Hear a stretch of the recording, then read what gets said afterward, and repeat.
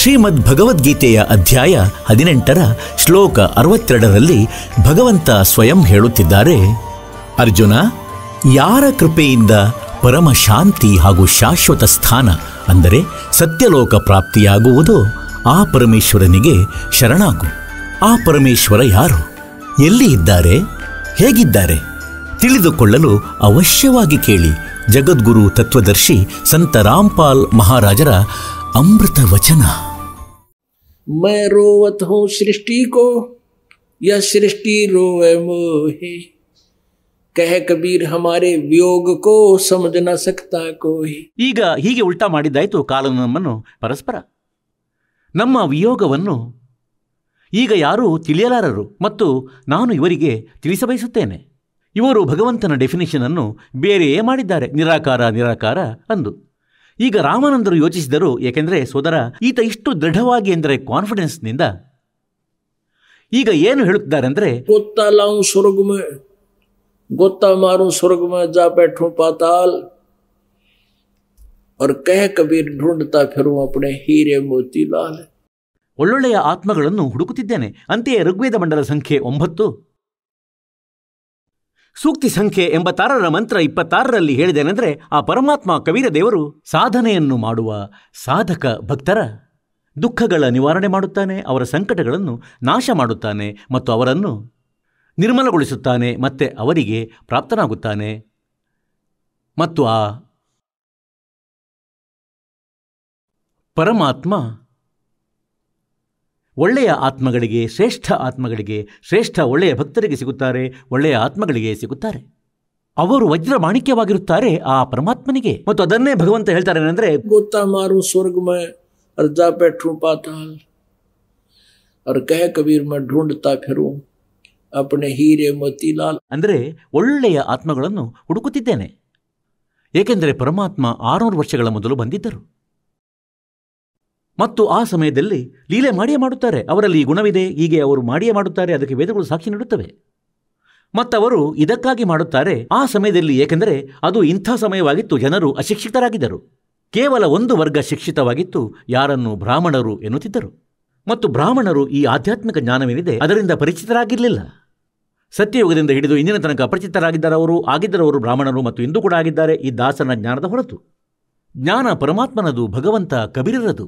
ದಾಸನಿಗೆ ಅವರು ತಿಳಿಯಪಡಿಸಿದರು. ಅವರದೇ ಎಲ್ಲ ಸದ್ಗ್ರಂಥಗಳಲ್ಲಿ ಬರೆದಂಥದ್ದನ್ನು ದಾಸನು ಕೇವಲ ತಮ್ಮೆದುರಲ್ಲಿ ಇರಿಸಿದ್ದಾನೆ, ಸಮಕ್ಷಮ ಮಾಡಿದ್ದಾನೆ.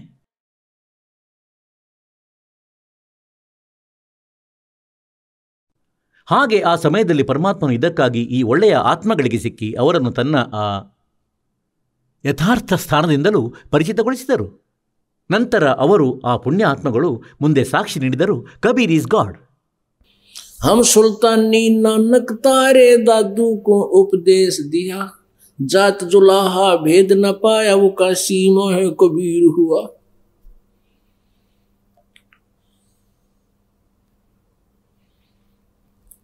जाको कहते कबीर जुलाहा, सब गति पूर्ण अगम अगाहा।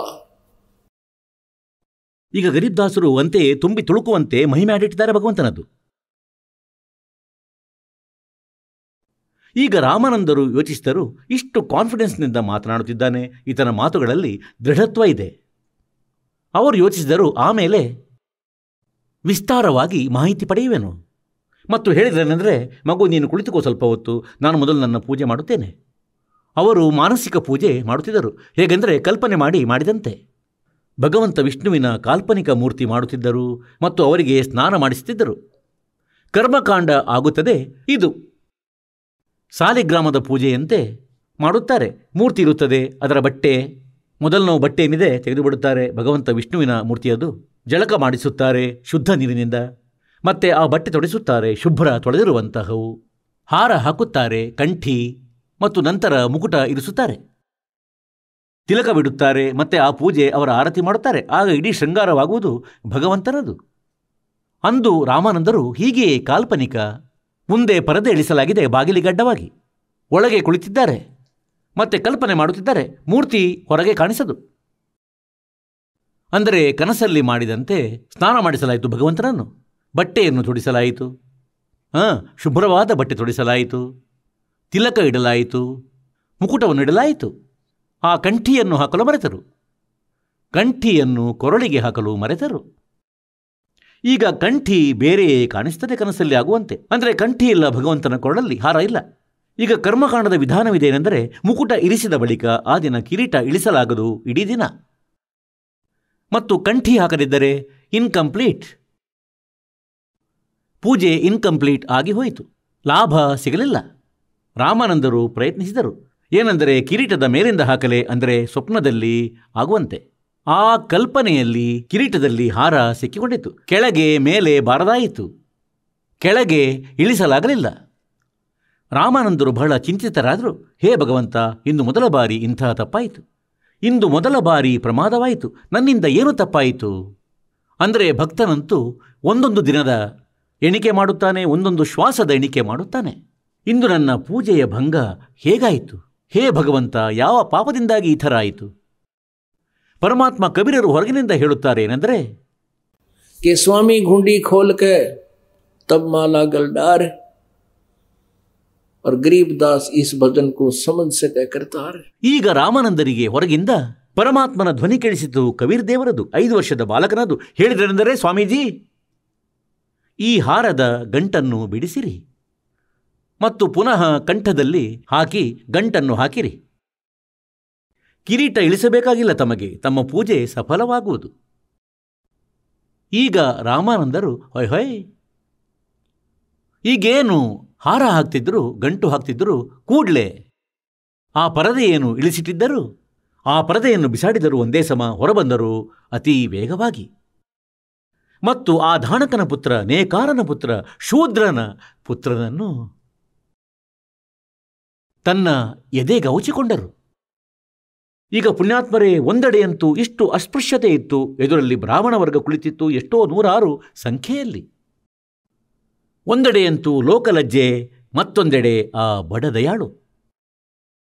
ब्राह्मण सोए जो ब्रह्म पे छाणे, ಹೇಳ್ತಾರೆ, लोक लाज मर्याद जगत की तरण जो तोड़ बगावे, जब कोई राम भगत गत पावे. ಈಗ ಒಂದೆಡೆಯಂತೂ ಇಡೀ ಸಮಾಜ, ಲೋಕಲಜ್ಜೆ, ಬ್ರಾಹ್ಮಣ ಕುಲ, ಗೌರವ ಮತ್ತು ಅಗೌರವದ ಪ್ರಶ್ನೆ ಬೇರೆ. ಮತ್ತೊಂದೆಡೆ ಭಗವಂತ ನಿಂತಿದ್ದಾರೆ, ದೀನದಯಾಳು. ಇವಾಗ ಇವರಾಗಿದ್ದಾರೆ ನಿಜವಾದ ಬ್ರಾಹ್ಮಣ. ಈತನ ಹೆಸರಾಗಿದೆ ಭಕ್ತ. ಆದರೆ ಸಮಾಜ ನೋಡಲಿಲ್ಲ. ಮೀರಾಬಾಯಿಯು ಹೇಳಿದಳು ಏನೆಂದರೆ, के सत्संग में जाना मेरा ना छूटे चे जड़क मरो संसार. ಒಂದೇ ಸಮ ಎದೆಗೌಚಿಕೊಂಡರು. ಇದನ್ನು ಯೋಚಿಸಿಲ್ಲ ಇವರು ಏನು ಹೇಳುವರು ಜನಾತನಕ್ಕೆ. ಇಂದಿನ ತನಕವಂತೂ ತಾನು ಮಹರ್ಷಿ ಬ್ರಾಹ್ಮಣ ಎಂದು ಕರೆಯಲ್ಪಡುತ್ತಿದೆ, ಮತ್ತು ಇಂದು ಶೂದ್ರನನ್ನು ಎದೆಗೆ ಅಪ್ಪಿಕೊಳ್ಳುತ್ತಿರುವೆ. ಆದರೆ ಭಕ್ತರು ಈ ವಿಷಯವನ್ನು ಕಡೆಗಣಿಸುವುದಿಲ್ಲ. ಅದ್ಯಾವುದನ್ನು ನೋಡ್ತಿರಲಿಲ್ಲ ಹಿಂದೆ ಮುಂದೆ. ಎದೆಗೆ ಅಪ್ಪಿಕೊಂಡರು. ಮತ್ತು ಯಾವಾಗ ಪರಮಾತ್ಮನನ್ನು ಎದೆಗೌಚಿಕೊಂಡರೋ, ಇಂತಹ ಶರೀರದಾತನದು ಅಂದರೆ ಹತ್ತಿ ಇದ್ದಂತೆ.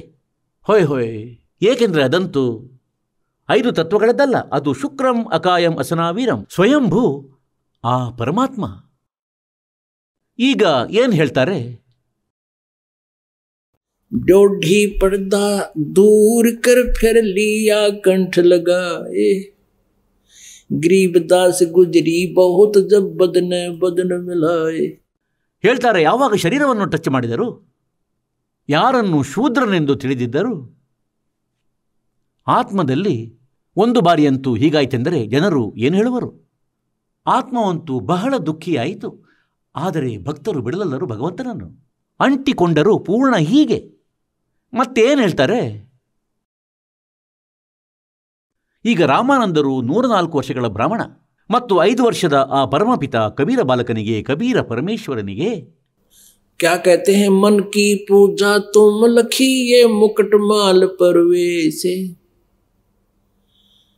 गरीबदास गति कौन लखे तेरा के वर्ण क्या भेख. होय होय. ಈಗ ರಾಮಾನಂದರು ಹೇಳ್ತಾರೆ ಏನಂದರೆ, ಪರಮಾತ್ಮ ತಮ್ಮನ್ನು ಹೇಗೆ ಅರಿಯುವುದು ನಾವು? ತಮ್ಮ ಗತಿಯಿಂದ, ತಮ್ಮ ಮಹಿಮೆಯಿಂದ ನಾವು ಹೇಗೆ ಪರಿಚಿತರಾಗುವುದು? ಈಗ ಯಾವ ವರ್ಣದಲ್ಲಿ ತಾವು ನಿಂತಿರುವಿರಿ? ಶೂದ್ರ ವರ್ಣದಲ್ಲಿ. ಮತ್ತು ಯಾವ ವೇಷಭೂಷಣದಲ್ಲಿ? ಒಬ್ಬ 5 ವರ್ಷದ ಬಾಲಕ. ಧೋತಿ ಕುರ್ತಾ ಧರಿಸುತ್ತಿದ್ದರು ಮೊದಲು ಬಾಲಕರು. ಈಗ ತಮ್ಮನ್ನು ಭಗವಂತ ಹೇಗೆ ಗುರುತಿಸಲು ಸಾಧ್ಯವಾಗುವುದು? ಮಾಲೀಕ ತಮ್ಮನ್ನು ಹೇಗೆ ಒಪ್ಪಲಿ ತಾವು ಗೋಡೆಂದು? ಹೇಗೆ ಅರಿಯಲು ಸಾಧ್ಯ ತಮ್ಮನ್ನು? मन की पूजा तुम लखिए मुकुटमाल परवेसे गरीब दास गति कौन लखे कौन वर्ण कौन ಬೇಖ. ಹೇ ಪರಮಾತ್ಮ, ಕಣ್ಗಳನ್ನು ಒದ್ದೆಯಾಗಿಸಿ ರಾಮಾನಂದರು ಹೇಳ್ತಾರೆ, ಹೇ ಭಗವಂತ, ತಮ್ಮನ್ನು ಹೇಗೆ ಅರಿಯಬಲ್ಲೆವು ನಾವು? ಈಗ ಶೂದ್ರರ ಮನೆಯಲ್ಲಿ ತಾವು ಪ್ರಕಟಿತರಾಗಿದ್ದೀರಿ, ಶೂದ್ರ ವರ್ಣದಲ್ಲಿ ಮತ್ತು ಯಾವ ವೇಷಭೂಷಣದಲ್ಲಿ ನಿಂತಿರುವಿರಿ. ಮತ್ತು ನಾವಂತೂ ಭಗವಂತನ ಬಗ್ಗೆ ಕೇಳಿದ್ದೇವೆ, 4 ಕೈಗಳು, ಮುಕುಟ, ಚಕ್ರ ತಿರುಗುವುದು ಮತ್ತು ಇತ್ಯಾದಿ. ಇದು ನಮ್ಮ ಬಹಳ ದೊಡ್ಡ ತಪ್ಪಾಗಿದೆ. ಪರಮಾತ್ಮ ಪರಮಾತ್ಮನೇ ಆಗಿದ್ದಾರೆ, ಅವನು ನರಾಕಾರನು. ಹಾಗೆ ಅದೇ ಸಮಯದಲ್ಲಿ ಈಗ ಪರಮಾತ್ಮನು ಅಲ್ಲಿ ಎಲ್ಲರ ಕಣ್ಗಳನ್ನು ತೆರೆಯಬೇಕಾಗಿತ್ತು. ಆತನ ಮನಸ್ಸನ್ನು ಮತ್ತೆ ಬದಲಿಸಿದನು ದಾತನು. ये तो शिक्षा तुम दी मान ली मन मोरे गरीब दास कोमलपुर से हमरा बदन कठोरे. ರಾಮಾನಂದರು ಹೇಳುತ್ತಾರೆ, ದಾತ, ನಾನು ತಿಳಿದುಕೊಂಡೆ ತಮ್ಮ ಮಾತುಗಳನ್ನು. ತಾವು ನನ್ನ ಅಹಂಭಾವವನ್ನು ತೆಗೆದುಬಿಟ್ಟಿರಿ, ಏಕೆಂದರೆ ನಾನು ಅಸ್ಪೃಶ್ಯತೆ ಅಧಿಕ ಮಾಡುತ್ತಿದ್ದೆ. ಇದಂತೂ ನಾನು ತಮ್ಮನ್ನು ಅರಿತು ಬಿಟ್ಟೇನೆಂದರೆ ತಾವು ನನಗೆ ಏನು ಶಿಕ್ಷಣ ನೀಡಬಯಸುತ್ತೀರಿ ಎಂದು. ಮತ್ತು ಹೇ ಪರಮಾತ್ಮ, ನನ್ನದಂತೂ ಕಠೋರ ಶರೀರವಾಗಿದೆ ಮತ್ತು ತಮ್ಮದಂತೂ ಬಹಳ ಕೋಮಲವಾದ ಶರೀರವಾಗಿದೆ.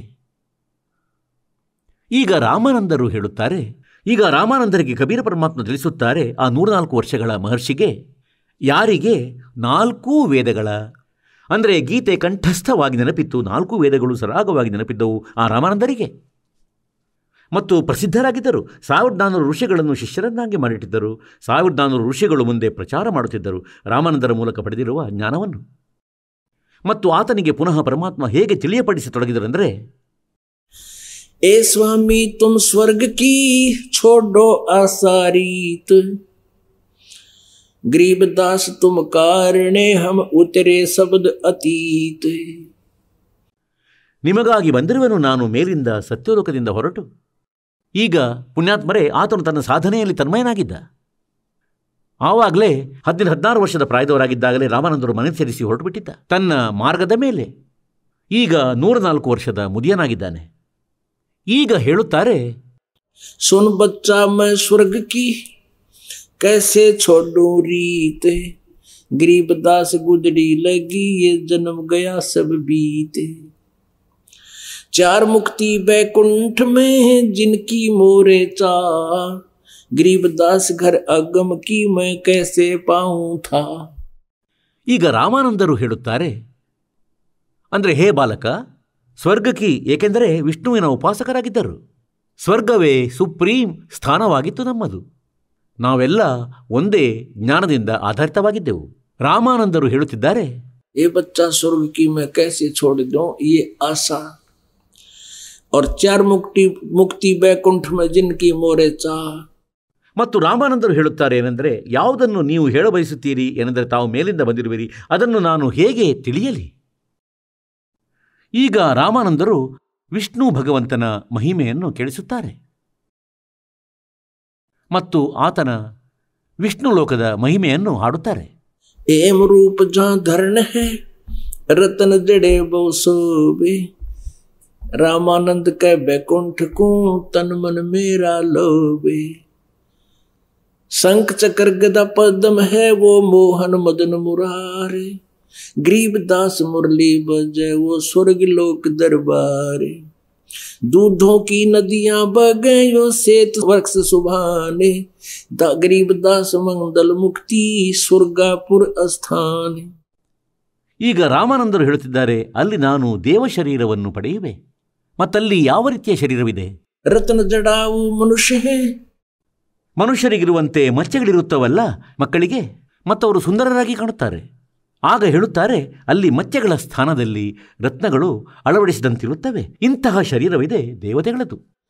रतन जड़ाऊ मनुष्य है गण गंधर्व सब देव गरीबदास उस धाम की मैं कैसे छोड़ू ಸೇವೆ. ಆ ವಿಷ್ಣುವಿನ ಲೋಕದಲ್ಲಿ ಹೋಗುವೆ, ಆತನ ಪೂಜೆಯನ್ನು, ಸೇವಂದ್ರೆ ಪೂಜೆ, ಹೇಗೆ ಬಿಡಲಿ? रग यजुश्याम अथर्वणम ये गाँव चारों वेद गरीबदास घर आगम की कैसे जानू वेद. ಈಗ ಇವರು ಏನು ಹೇಳುತ್ತಿದ್ದಾರೆಂದರೆ, ವೇದಗಳಲ್ಲಿ ವಿಷ್ಣು ಭಗವಂತನಾಗಿದ್ದಾನೆ. ಯಾರು ಶಿವನ ಪೂಜಾರಿಯಾಗಿದ್ದಾನೆ ಆತ ಹೇಳುತ್ತಾನೆ ಶಿವನೇ ಪೂರ್ಣ ಪರಮಾತ್ಮನು. ಇಲ್ಲಿ ಈತ ಇಲ್ಲಿಯೇ ಸಿಲುಕಿ ಕುಳಿತಿದ್ದಾನೆ. ಏನೆಂದರೆ ಋಗು, ಯಜು, ಸಾಮ, ಅಥರ್ವಣ ಈ 4 ವೇದಗಳು ವಿಷ್ಣುವಿನ ಮಹಿಮೆಯನ್ನು ಹಾಡುತ್ತಿವೆ ಎಂದು ತಿಳಿದು ಈಗ ಏನು ಹೇಳುತ್ತಾರೆ? स्वर्गलोक बैकुंठ है या से प्रेरणा और गरीबदास 60 शास्त्र और 4 वेद की दौड़े. ಈಗ ರಾಮಾನಂದರು ತನ್ನ ವಿಚಾರದಿಂದ ಎಂದರೆ ಹೇಗೆ ವೇದಗಳನ್ನು ತಿಳಿದಿದ್ದರು ಆ ಪ್ರಕಾರ ಹೇಳುತ್ತಾರೇನೆಂದರೆ, 4 ವೇದಗಳಲ್ಲಿ ಸ್ವರ್ಗಕ್ಕಿಂತ ಮೇಲೆ ಯಾವ ವಿಷಯ ಕೂಡ ಹೇಳಿಟ್ಟಿಲ್ಲ, ಎಲ್ಲೂ ಬೇರೆ ಉಲ್ಲೇಖವೇ ಇಲ್ಲ. ಯಾವಾಗ ಪರಮಾತ್ಮನು ಆ ಎಲ್ಲ ಋಗ್ವೇದ ಮಂಡಲ ಸಂಖ್ಯೆ ಹೇಳಿದರೋ, ಅಂದರೆ ಮೇಲೆ 4ನೇ ಮುಕ್ತಿಧಾಮದಲ್ಲಿ ಅಲ್ಲಿ ನಾನೇ ಇರುತ್ತೇನೆ ಮತ್ತು ಆ 4ನೇ ರಾಮ ನಾನೇ ಆಗಿರುವೆ. 4 वेद गाँव तीसे स्वर्गलोक और बैकुंठ है या से प्रेरणा ओरे. ಮತ್ತು ಈಗ ಎಷ್ಟೋ ಸಂತರಿದ್ದರಲ್ಲ, ಇವರು ವೇದಗಳನ್ನು ಓದುತ್ತಿದ್ದರು ಮತ್ತು ಸ್ವರ್ಗಲೋಕವನ್ನು ಫೈನಲ್ ಎನ್ನುತ್ತಿದ್ದರು, ಸ್ವರ್ಗವನ್ನು. ಈಗ ಅದನ್ನೇ ಈ ರಾಮಾನಂದರು ಹೇಳಿ ಕೇಳಿಸಿದಂತಹ ಜ್ಞಾನವನ್ನು ಹೇಳುತ್ತಿದ್ದಾರೆ. ಅಂದರೆ ಸ್ವರ್ಗಲೋಕ ವೈಕುಂಠವಾಗಿದೆ, ಇದಕ್ಕಿಂತ ಮುಂದಕ್ಕೆ ಮತ್ಯಾವುದೂ ದೇಶವಿಲ್ಲ. ಈಗ ಪರಮೇಶ್ವರ ಕಬೀರ ದೇವರು ಹೇಳಿದರು, ಸ್ವಾಮೀಜಿ ತಾವು ಎಲ್ಲಿ ಹೋಗುವಿರಿ ಸ್ವರ್ಗದಲ್ಲಿ? ಎಷ್ಟು ದಿನ ಇರುವಿರಿ ಸ್ವರ್ಗದಲ್ಲಿ? ಇವನಂತೂ ಬುದ್ಧಿವಂತನಿದ್ದ, ಇಷ್ಟು ಜ್ಞಾನವಂತೂ ಇತ್ತು. ಎಲ್ಲಿಯವರೆಗೆ ಪುಣ್ಯಗಳಿರುವವು ಅಲ್ಲಿಯವರೆಗೆ ಸ್ವರ್ಗದಲ್ಲಿರುವೆ. ಮತ್ತೆ ಹಿಂದಕ್ಕೆ ಹೇಳಿದರು, ಮಗು ಎಲ್ಲಿಯವರೆಗೆ ನನ್ನ ಭಕ್ತಿಯ ದುಡಿಮೆ ಇರುವುದು, ನಂತರ ಇದು ಕ್ಷೀಣವಾಗುವುದು ಸ್ವಾಮಿಗಳೇ, ಮತ್ತೆ ಎಲ್ಲಿ ಹೋಗುವಿರಿ? ಹೇಳಿದರು, ಗೊತ್ತಿಲ್ಲ ಮಗು, ಎಲ್ಲಿ ಜನ್ಮ ಆಗುವುದು, ಯಾವ ಪಶುಪಕ್ಷಿಯ ಯೋನಿಯಲ್ಲಿ ಹೋಗುವೆನೋ. ಮತ್ತು ಇದೆಂಥ ಭಕ್ತಿ ಮಾಡುವಿರಿ ತಾವು? ಏನು ಸಾಧನೆಯನ್ನು ಮಾಡುತ್ತಿರುವಿರಿ? ನಿನ್ನ ವಿಷ್ಣು ಕೂಡ ಸಾಯುವ, ವೈಕುಂಠ ಲೋಕ ಕೂಡ ನಾಶವಾಗುವುದು, ಬ್ರಹ್ಮಲೋಕ ತನಕ ನಾಶವಾಗುವುದು, ಬ್ರಹ್ಮಾಂಡದ ನಾಶವಾಗುವುದು. ನಿಮ್ಮ ವಿಷ್ಣುವೇ ಇರನು ಮತ್ತು ತಾವೆಲ್ಲಿ ಇರುವಿರಿ? ನಂತರ ಹೇಳಿದ್ರೇನೆಂದರೆ, ತಾವಂತೂ ಬುದ್ಧಿವಂತರು, ಎಲ್ಲ ಪುರಾಣಗಳು ನೆನಪಿವೆ. ದೇವಿ ಭಾಗವತ 8ನೇ ಸ್ಕಂದದಲ್ಲಿ ಬರೆದಿದೆ. ವಿಷ್ಣು ಸ್ವತಃ ಹೇಳುತ್ತಿದ್ದಾರೆ ಏನೆಂದರೆ, ನಾವು ನಾಶವಂತರಾಗಿದ್ದೇವೆ, ನಮ್ಮದಂತೂ ಜನ್ಮ ಮೃತ್ಯು ಆಗುತ್ತದೆ. ಅದಂತೂ ಎಲ್ಲ ಕಂಠಪಾಠ ನೆನಪಿತ್ತು. ಮಗು ಹೀಗೆ ಬರೆದಿದೆ. ಮತ್ತು ಹೇಳುತ್ತಾರೆ, ತಿಳುವಳಿಕೆಯುಳ್ಳವನಿಗೆ ಸಂಕೇತವೇ ಬಹಳ ಸಾಕು. ಮತ್ತು ತಾವು ವಿಷ್ಣುವಿನ ಪೂಜೆ ಮಾಡುತ್ತಿದ್ದೀರಿ ಮತ್ತು ಗೀತೆಯನ್ನು ತಾವು ಸತ್ಯವೆನ್ನುತ್ತೀರಿ, ವೇದಗಳನ್ನು ಸತ್ಯವೆನ್ನುತ್ತೀರಿ. ಹೌದು, ಖಂಡಿತವಾಗಿಯೂ ಸತ್ಯವೆಂದು ಒಪ್ಪುತ್ತೇನೆ. 7ನೇ ಅಧ್ಯಾಯದ 12ರಿಂದ ಹಿಡಿದು 15ರ ತನಕ 3 ಗುಣಗಳೇನು? ರಜಗುಣ ಬ್ರಹ್ಮ, ಸತಗುಣ ವಿಷ್ಣು, ತಮಗುಣ ಶಿವ, ತ್ರಿಗುಣಮಯಿ ಮಾಯೆ.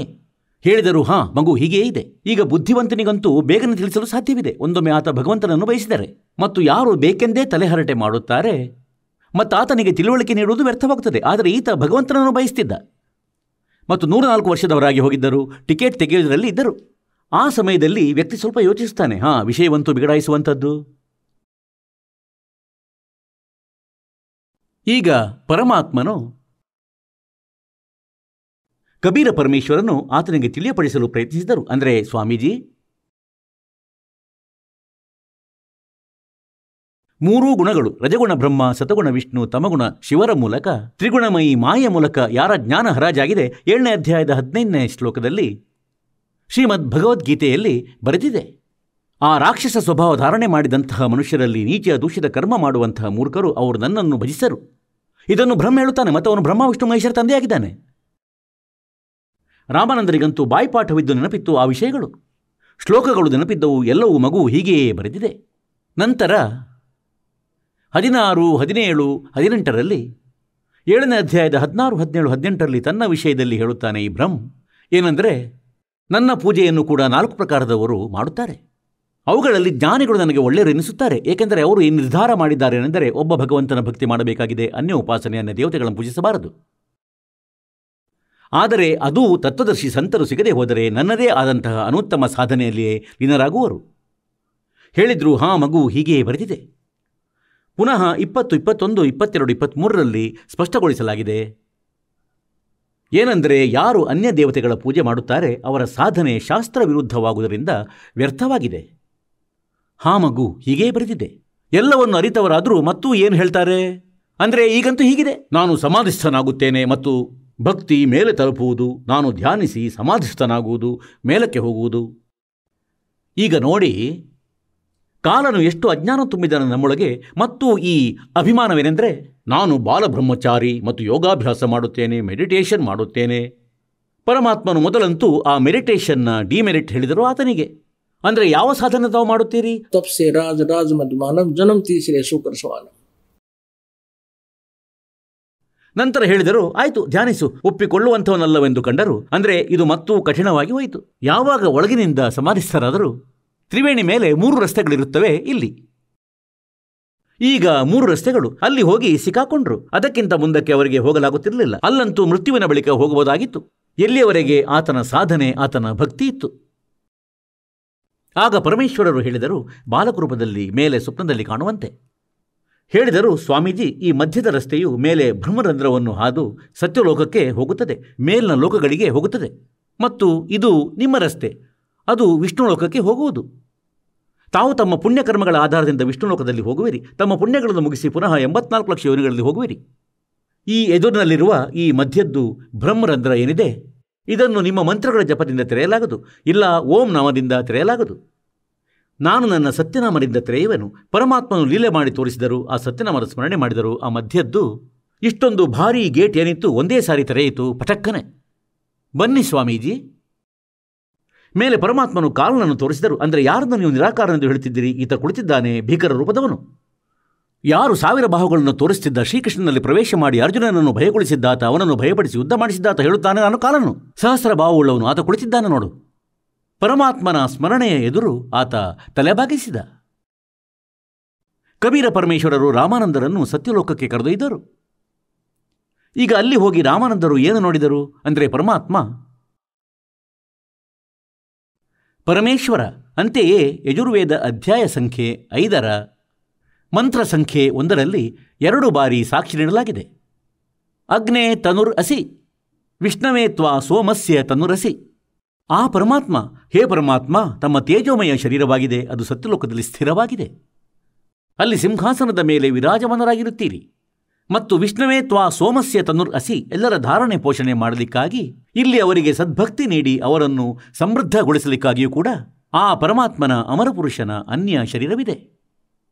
ಆ ಅನ್ಯ ಶರೀರದಲ್ಲಿ ಆತ ನೇಕಾರನಾಗಿ ಪರಮಾತ್ಮ ಇಲ್ಲಿ ಕೆಳಗೆ ಬಂದಿದ್ದರು, ಬಾಲಕ ರೂಪ ತೋರಿಸುತ್ತಿದ್ದರು.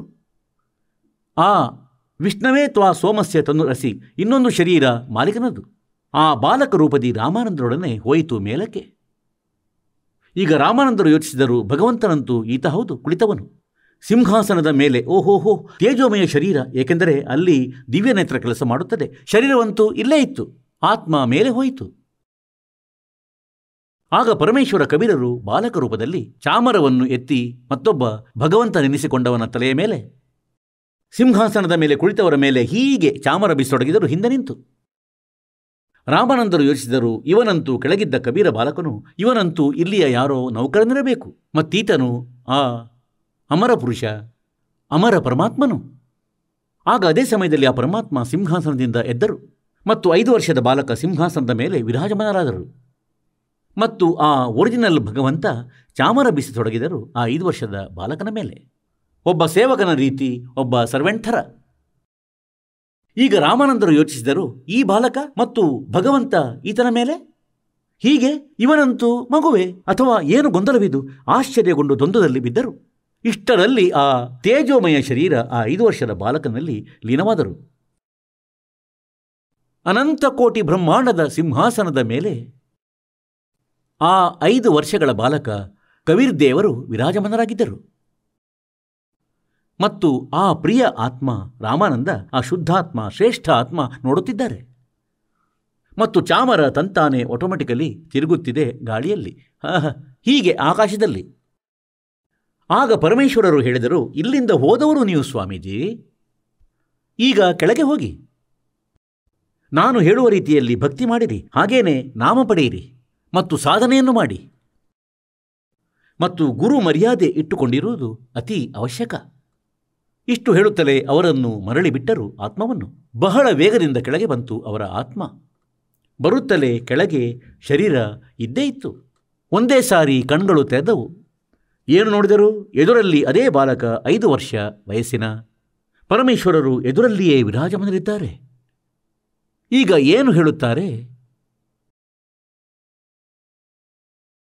बोलत रामानंद जी सुनो कबीर करतारे, गरीबदास सब रूप में तुम ही बोलन हारे। दो ठोड़ है एक तू भया एक से दो, गरीबदास हम कारणे आए हो मग जोय। ಮಗ್ ಜೋಯ್ ಅಂದರೆ ಈ ಮಾರ್ಗದ ಪ್ರಯಾಣವನ್ನು ಕ್ರಮಿಸಿ ತಾವು ನಮಗಾಗಿ ಸತ್ಯಲೋಕದಿಂದ ಹೊರಟು ಬಂದಿರುವಿರಿ. ತಾವೇ ಒಬ್ಬರಿಂದ ಇಬ್ಬರಾದವರಾಗಿದ್ದೀರಿ. तावा चित चक्रित भया देख फजल दरबारे, गरीबदास सिजदा किए हम पाए दीदारे।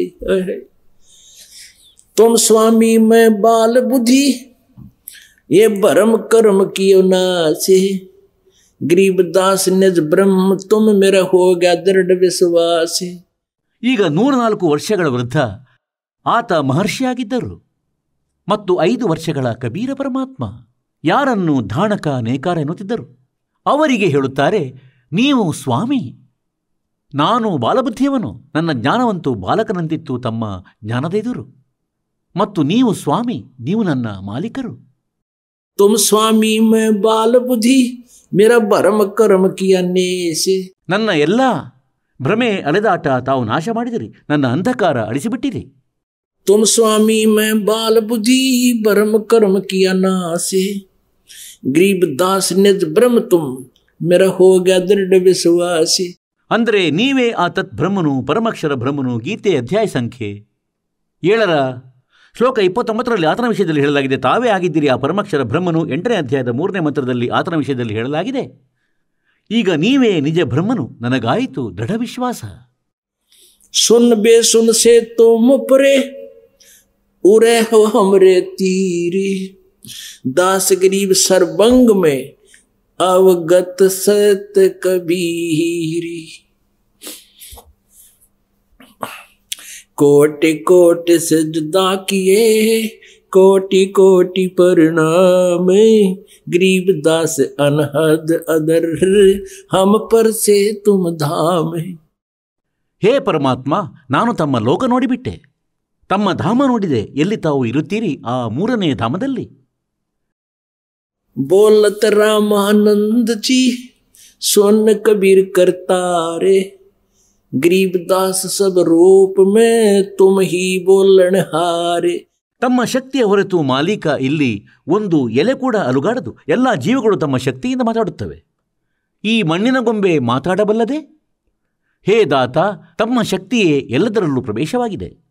तुम साहेब तुम संत हो तुम सतगुरु तुम हंसे, गरीबदास तुम रूप बिना और न दूजा अंसे। ಈಗ ರಾಮಾನಂದರು ಹೇಳುತ್ತಾರೆ, ನೀವು ಸಾಹೇಬರು, ನೀವು ಸಂತರು, ನೀವೇ ಭಗವಂತ ಮತ್ತು ನೀವೇ ಸಂತರು. ಅಂದರೆ ನೀವೇ ಸಂತರು ಮತ್ತು ನೀವು ಸದ್ಗುರು, ಹಂಸಾತ್ಮ. ನೀವು ಸದ್ಗುರು, ಯಥಾರ್ಥ ಜ್ಞಾನ ನೀಡುವವರು ಪೃಥ್ವಿ ಮೇಲೆ ನೀವೇ ಆಗಿದ್ದೀರಿ ದಾತ, ಬೇರಾರೂ ಇಲ್ಲ. ಮತ್ತು ನೀವೇ ಹಂಸ. ಹಂಸ ಅಂದರೆ ಒಂದು ಬಕಪಕ್ಷಿ ಇರುತ್ತದೆ, ಒಂದು ಹಂಸ ಇರುತ್ತದೆ. ಎರಡೂ ಒಂದೇ ರೀತಿ ಮುಖವುಳ್ಳವೂ ಆಗಿವೆ, ಒಂದೇ ರೀತಿಯ ಶರೀರವುಳ್ಳವೂ ಆಗಿವೆ. ಅವುಗಳ ಕ್ರಿಯೆಗಳಲ್ಲಿ ವ್ಯತ್ಯಾಸವಿರುತ್ತದೆ. ಹಂಸ ಮೀನನ್ನು ತಿನ್ನದು, ಮೀನನ್ನು ತಿನ್ನುವುದಿಲ್ಲ, ಮತ್ತು ಬೇರಾವ ಹುಳ ಹುಪ್ಪಡಿಗಳನ್ನು ತಿನ್ನುವುದಿಲ್ಲ. ಮತ್ತು ಬಕಪಕ್ಷಿಗೆ ಯಾವುದೇ ವಸ್ತುವಾದರೂ ತೊಂದರೆ ಇಲ್ಲ. ಹೇಳುತ್ತಾರೆ, ನೀನು ಹಂಸ. ಅಂತೆಯೇ ಪರಮಾತ್ಮ ನಮಗೆ ಹಂಸ ಎನ್ನುತ್ತಾರೆ.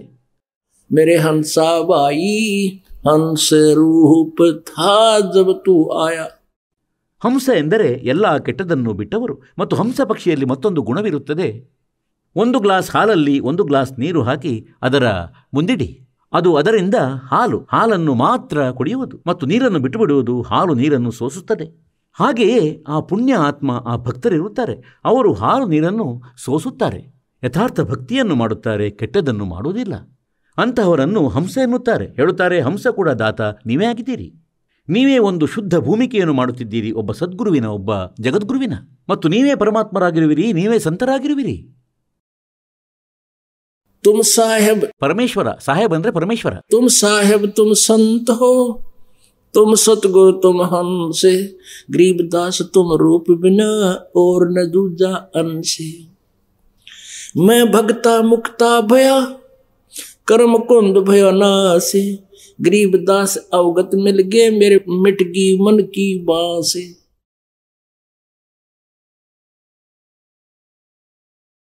ಈಗ 104 ವರ್ಷಗಳ ವೃದ್ಧ ಮಹರ್ಷಿ ಎಂದು ಬೀಗುತ್ತಿದ್ದವರು. 1008 ಮುಂದೆ ಹಿಂದೆ ಉಪನಾಮ ಇಟ್ಕೊಂಡಿದ್ದರು, ಸರಸ್ವತಿ, ಸ್ವಾಮಿ, ಪಂಡಿತ, ಹೀಗೆ. ಈಗ 5 ವರ್ಷದ ಬಾಲಕನಿಗೆ ಹೇಳುತ್ತಾರೆ, ನಾನು ನಿಮ್ಮ ಭಕ್ತ, ನನ್ನದಂತೂ ಕಲ್ಯಾಣವಾಯಿತು, ಭಗವಂತನ ಬಯಕೆ ಇತ್ತು ಮತ್ತು ನೀವು ಸಿಕ್ಕಿದ್ರಿ ನನಗೆ.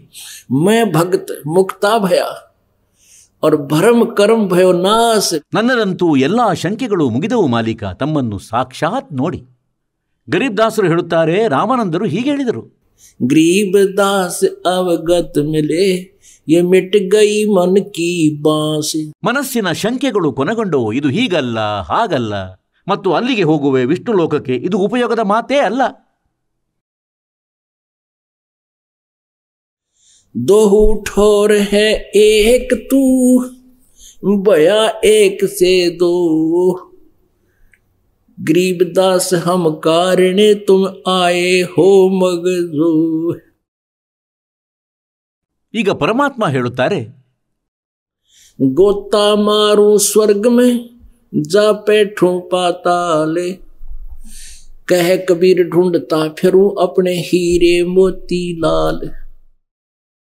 ಮತ್ತು ಇಲ್ಲಿ 4 ವೇದಗಳು ಹೇಳುತ್ತಿವೆ, ಆ ಪರಮಾತ್ಮ ಸತ್ಯಲೋಕದಲ್ಲಿ ತನ್ನ 3ನೇ ಧಾಮದಲ್ಲಿರುತ್ತಾರೆ, ಅಲ್ಲಿಂದ ಗತಿ ಮಾಡಿ ಬರುತ್ತಾರೆ ಮತ್ತು ಶ್ರೇಷ್ಠ ಆತ್ಮಗಳಿಗೆ ಸಿಗುತ್ತಾರೆ, ಪುನಃ ಅವರಿಗೆ ಜ್ಞಾನ ನೀಡುತ್ತಾರೆ, ಅವರನ್ನು ಮುಕ್ತಗೊಳಿಸುತ್ತಾರೆ. ಹೇಳಿ ಸದ್ಗುರುದೇವರಿಗೆ ಜಯವಾಗಲಿ ಸತ್ಯಸಾಹೇಬ.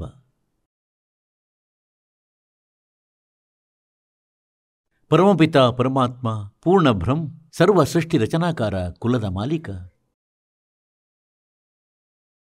ಕಬೀರ್ ದೇವರ ಬಂದಿ ಛೋಡ್ ಕಬೀರ್ ಸಾಹೇಬರ ಎಲ್ಲೇ ಇಲ್ಲದ ಕೃಪೆಯಿಂದ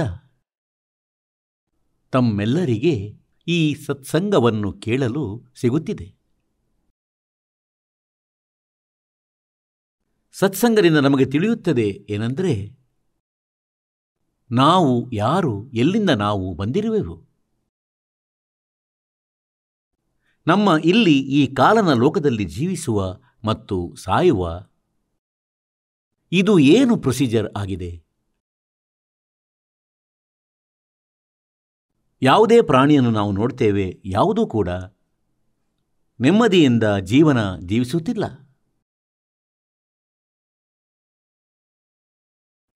ಪಶು ಪಕ್ಷಿ ಅನ್ಯ ಪ್ರಾಣಿಗಳಂತೂ ಹಾಗೆಯೇ ನಮಗೆ ಸ್ಪಷ್ಟ ಕಾಣಿಸುತ್ತದೆ, ಇವು ಎಷ್ಟು ದುಃಖಿಯಾಗಿವೆ.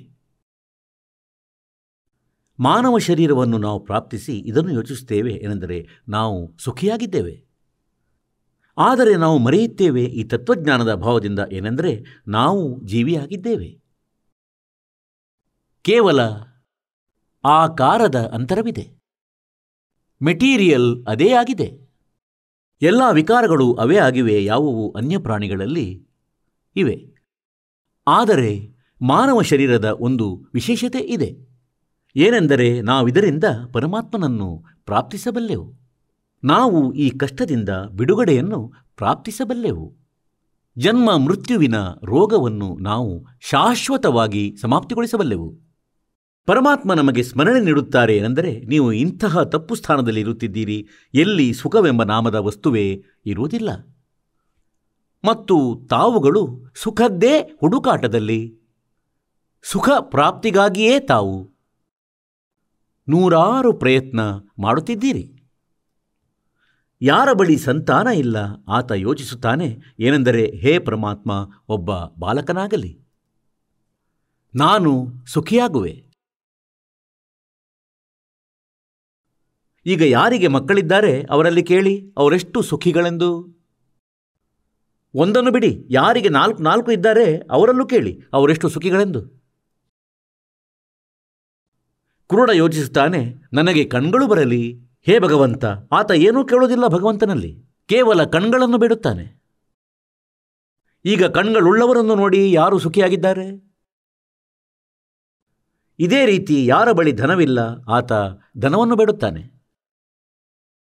ಹೇ ಭಗವಂತ, ಧನವಂತನಾಗಬೇಕು. ಆಗ ಉತ್ಸಾಹ ಉಂಟಾಗುವುದು. ಎಷ್ಟೇ ಧನ ಅಧಿಕವಾಗಲಿ ಅಷ್ಟೇ ಅತ್ಯಧಿಕ ದುಃಖಿ ಪ್ರಾಣಿಯಾಗುತ್ತಾನೆ. ಧನವಂತ ಪ್ರಾಣಿ ಎಂದಿಗೂ ಸುಖಿಯಾಗಿರಲಾರನು. ಏಕೆಂದರೆ ನಮಗೆ ಆ ಪರಮಾತ್ಮನ ಜ್ಞಾನದ ಅರಿವಿಲ್ಲ. ಯಾವುದು ಆಧ್ಯಾತ್ಮಿಕ ಜ್ಞಾನವಾಗಿದೆ ಅದರೊಳಗೆ ಸತ್ಯತೆ ಪರಿಪೂರ್ಣವಾಗಿದೆ. ಮತ್ತು ನಾವು ನಮ್ಮ ಜೀವಸಹಜ ಬುದ್ಧಿಯಿಂದ ಎಷ್ಟು ಯೋಚಿಸುತ್ತೇವೆ ಅದು ಜೀವದ ಮಟ್ಟದ್ದಾಗಿದೆ. ಆ ಆಧಾರದಿಂದ ನಾವು ಸುಖ ಪ್ರಾಪ್ತಿಸಲು ಸಾಧ್ಯವಿಲ್ಲ, ಇಲ್ಲ ಬೇರೆ ಯಾವ ನಿರ್ಣಯವನ್ನು ತೆಗೆದುಕೊಳ್ಳಲಾಗದು. ನಾವು ನಮ್ಮ ಜೀವನವನ್ನು ಸಫಲಗೊಳಿಸಲು ಪರಮೇಶ್ವರನ ವಿಧಾನವನ್ನು ಆಧಾರವೆಂದು ನಂಬಬೇಕು ಮತ್ತು ಅದರದೇ ಅನುಸರಣೆಯನ್ನು ಮಾಡಬೇಕು. ತಮ್ಮ ಯೋಚನೆ, ತಮ್ಮ ಜ್ಞಾನವನ್ನು ಫರ್ಗೆಟ್ ಮಾಡಬೇಕಾಗುತ್ತದೆ, ಅದನ್ನು ಮರೆಯಬೇಕಾಗುತ್ತದೆ. ಏಕೆಂದರೆ ನಾವು ನಮ್ಮ ಯೋಚನೆ ಆಗಿದೆ ಏನೆಂದರೆ ಧನವಂತನು ಸುಖಿ.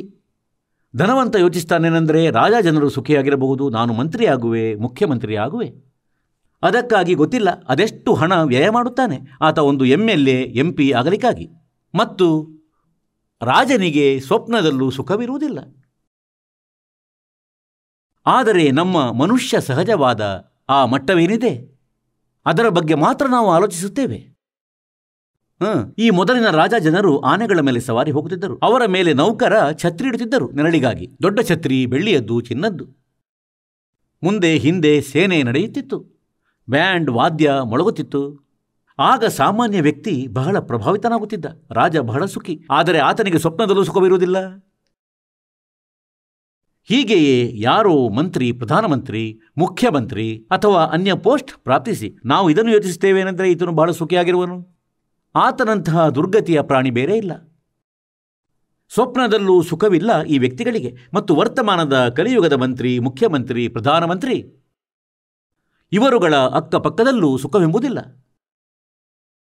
ಒಂದೊಮ್ಮೆ ಯಾರಾದರೂ ಸುಖಿಯಾಗಿದ್ದರೆ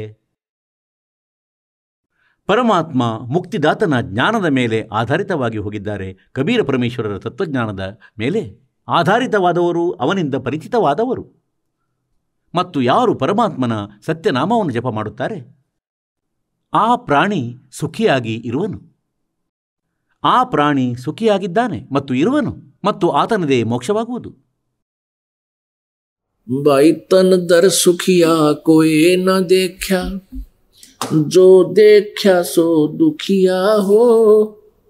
उदय अष्ट की बात करते हैं, मन सबका किया विवेका हो, सबका किया विवेका हो। तन दर सुखिया कोई न देखा, जो देखा सो दुखिया हो।